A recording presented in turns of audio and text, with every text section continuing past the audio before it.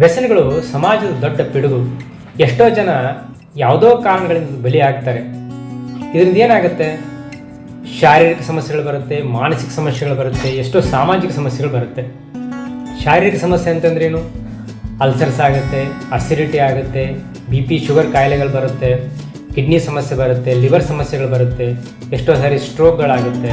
ಇನ್ನು ಮಾನಸಿಕ ಸಮಸ್ಯೆ ಅಂತಂದರೆ ಮಾನಸಿಕ ಖಿನ್ನತೆ ಒಳಗಾಗ್ತಾರೆ, ನಿದ್ರಾಹೀನತೆ ಆಗುತ್ತೆ, ಯಾವುದೇ ಕೆಲಸದಲ್ಲೂ ಅವರಿಗೆ ಆಸಕ್ತಿ ಇರೋದಿಲ್ಲ.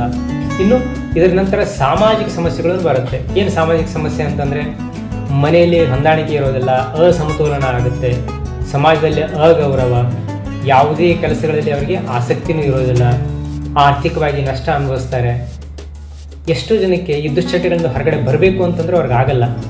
ಇಂಥ ಸಮಯದಲ್ಲಿ ಕುಟುಂಬಸ್ಥರ ಪಾತ್ರ ತುಂಬ ಮುಖ್ಯ ಆಗ್ತದೆ. ಅದಕ್ಕೆ ಒಂದು ಸರಿ ನಮ್ಮ ಆಸ್ಪತ್ರೆಗೆ ಒಂದು ಭೇಟಿ ಕೊಡಿ, ಇದಕ್ಕೆ ಪರಿಹಾರ ಪಡ್ಕೊಳ್ಳಿ.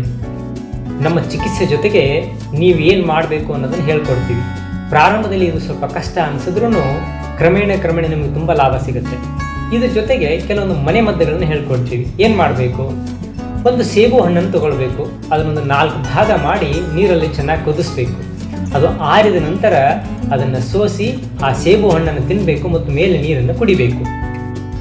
ಎರಡನೇದಾಗಿ ಸುಮಾರು 1.5 ಲೀಟರ್ನಷ್ಟು ನೀರು ತಗೊಂಡು ಸುಮಾರು 20 ಗ್ರಾಮ್ನಷ್ಟು ಅಜ್ವೈನ್ ಕಾಳನ್ನು ಹಾಕಿ 1 ಲೀಟರ್ ನೀರು ಉಳಿಯೋವರೆಗೆ ಚೆನ್ನಾಗಿ ಕುದಿಸ್ಬೇಕು. ನಂತರ ಅದನ್ನು ಸೋಸಿ ಒಂದು ಬಾಟಲ್ನಲ್ಲಿ ತುಂಬಿಟ್ಕೋಬೇಕು. ಬೆಳಗ್ಗೆಯಿಂದ ಸಾಯಂಕಾಲದವರೆಗೆ ಸ್ವಲ್ಪ ರೆಗ್ಯುಲರ್ ನೀರು ಜೊತೆ ಅದನ್ನು ಕುಡಿತಾ ಹೋಗಬೇಕು. ಮೂರನೇದಾಗಿ ಹಸಿ ಶುಂಠಿಯನ್ನು ಚಿಕ್ಕ ಪೀಸ್ಗಳನ್ನು ಮಾಡಿ ಅದಕ್ಕೆ ಸ್ವಲ್ಪ ಸೈಂಧವ ಲವಣವನ್ನು ಮಿಕ್ಸ್ ಮಾಡಬೇಕು. ಅದರ ಮೇಲೆ ಲಿಂಬೆ ರಸವನ್ನು ಹಿಂಡಿ ಚೆನ್ನಾಗಿ ಮಿಕ್ಸ್ ಮಾಡಿ ಬಿಸಿಲಲ್ಲಿ ಒಣಗಕ್ಕಿಡಬೇಕು. ಈ ರೀತಿ ಪ್ರತಿನಿತ್ಯ ಬರೀ ಲಿಂಬೆ ಹಣ್ಣನ್ನು ಮಾತ್ರ ಹಿಂಡ್ತಾ ಹೋಗಬೇಕು, ಬಿಸಿಲಲ್ಲಿ ಒಣಗಿಸ್ತಾ ಹೋಗಬೇಕು. 1 ವಾರದ ನಂತರ ಅದು ಒಣಗಿ ಒಣ ಸುಪಾರಿ ಥರ ಆಗುತ್ತೆ, ಅಡಿಕೆ ಥರ ಆಗುತ್ತೆ. ಅದನ್ನು ಒಂದು ಡಬ್ಬಿಯಲ್ಲಿ ತೆಗೆದಿಟ್ಕೋಬೇಕು. ಯಾವಾಗ ವ್ಯಸನದ ಆಸಕ್ತಿ ಅನ್ನಿಸ್ತದೆ, ಯಾವಾಗ ಡ್ರಿಂಕ್ಸ್ ಮಾಡ್ಬೇಕು ಅನಿಸುತ್ತೆ, ಆವಾಗ ಒಂದು ಪೀಸನ್ನು ಬಾಯಲ್ಲಿ ಹಾಕಿ ಅಗಿತಾ ಇರಬೇಕು. ಇದು ವ್ಯಸನದ ಆಸಕ್ತಿಯನ್ನು, ಪ್ರಭಾವವನ್ನು ಕಮ್ಮಿ ಮಾಡ್ತಾ ಹೋಗ್ತದೆ. ಈ ರೀತಿ ನೀವು ಈ 3 ಮನೆಮದ್ದುಗಳನ್ನು, 1ನೇದ್ದು ಸೇಬು ಹಣ್ಣು, 2ನೇದ್ದು ಅಜ್ವೈನು, 3ನೇದ್ದು ಹಸಿ ಶುಂಠಿ, ಈ 3 ಮನೆಮದ್ದುಗಳನ್ನು ಸರಿಯಾಗಿ ಪಾಲಿಸಿದ್ದೇ ಆದಲ್ಲಿ ಕೆಲವೇ ದಿನಗಳಲ್ಲಿ ನೀವು ವ್ಯಸನ ಮುಕ್ತರಾಗ್ತೀರಿ. ಈ ರೀತಿ ನಮ್ಮ ಚಿಕಿತ್ಸೆ ಜೊತೆಗೆ ಈ ಮನೆಮದ್ದುಗಳನ್ನು ಮಾಡಿ, ಅದರ ಜೊತೆಗೆ ಪ್ರತಿನಿತ್ಯ ಮನೆಯಲ್ಲಿ ಪೂಜಾ ಪಾಠಗಳನ್ನು ಮಾಡಿ, ಪ್ರತಿನಿತ್ಯ ಯೋಗಾಭ್ಯಾಸ, ಧ್ಯಾನ, ಪ್ರಾಣಾಯಾಮಗಳನ್ನು ಮಾಡಿದ್ದೇ ಆದಲ್ಲಿ ನೀವು ಕೆಲವೇ ದಿನಗಳಲ್ಲಿ ವ್ಯಸನ ಮುಕ್ತರಾಗ್ತೀರಿ. ಬನ್ನಿ, ನಾವು ಒಂದೇ ಒಂದು ಚಿಕ್ಕ ನಿರ್ಣಯದಿಂದ ನಾವು ನಮ್ಮ ದುಶ್ಚಟಗಳಿಂದ ದೂರ ಆಗ್ಬೋದು.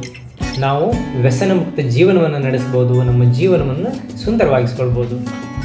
ಈ ವ್ಯಸನ ಮುಕ್ತ ಅಭಿಯಾನದಲ್ಲಿ ನೀವು ವ್ಯಸನಿಕರಾಗಿದ್ದರೆ ನೀವು ಬನ್ನಿ. ನಿಮ್ಮ ಸಂಪರ್ಕದಲ್ಲಿ ಯಾರಾದರೂ ವ್ಯಸನಿಕರಿದ್ದರೆ ಅವ್ರನ್ನೂ ಸಹ ಈ ಶಿಬಿರಕ್ಕೆ ಕರ್ಕೊಂಡು ಬನ್ನಿ. ಧನ್ಯವಾದಗಳು. ಎಲ್ಲರೂ ಒಳ್ಳೆಯದಾಗಲಿ.